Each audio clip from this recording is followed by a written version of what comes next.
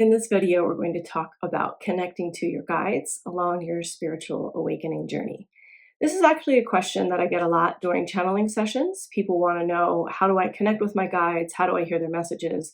Do I have guides? How many do I have? All these types of questions. And what I really want to say is that the guidance that you have internally is the most important. And then sometimes there are light beings that do step in to assist you. Some you're born with and stay with you for a lifetime. Some come in and out as you need them. I have no proof of any of this. This is just my understanding based on my work with clients and what I've experienced personally. And specifically want to address those of you who don't feel connected to your guides, or you don't feel like you have any. For some of you, you're at the place now in your journey where you're really meant to go within, and you're not necessarily meant to connect with Archangel Michael or Archangel Raphael, or whatever the case may be. Those are just arbitrary names I'm pulling out of nowhere. But the point is, some of you are meant to be truly getting your guidance from God, from your intuition, from your heart, from your soul.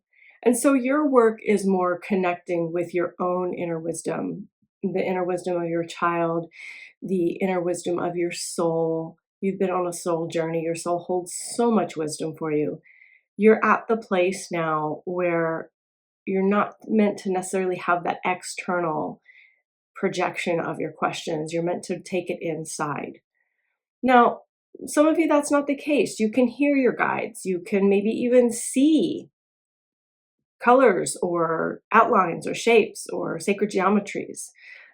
For some of you, you're very intimately connected with your guides. You can hear their voice. You know which guide is coming forth, all those things. It's such a spectrum on the spiritual journey. There's no right or wrong way. It's what is aligned for you at the moment. And it can change over time because we're meant to grow. We're meant to evolve and expand. We're not meant to stay in the same pattern or stay stuck in one way. So let's say you've had a guide for 20 years and all of a sudden, that being is gone from your life. And it may feel strange, you may feel a sense of grief or loss even.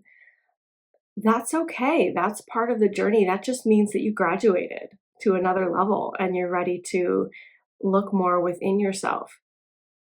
So if you're not feeling connected to any guides and you want to, ask if you're there and you want to make yourself known to me, I'm available for that. Come to me in a dream or, show up in a way that I can perceive and understand. They don't always get what it's like to be in the human form. So they don't know that we can't see them or can't hear them when they talk to us or things like that. So you kind of have to give them instructions sometimes, like, let me know in a way that my intellectual mind can understand. Let me know in a way that my human brain can perceive you. You have to kind of like coach them a little bit sometimes. So you can ask.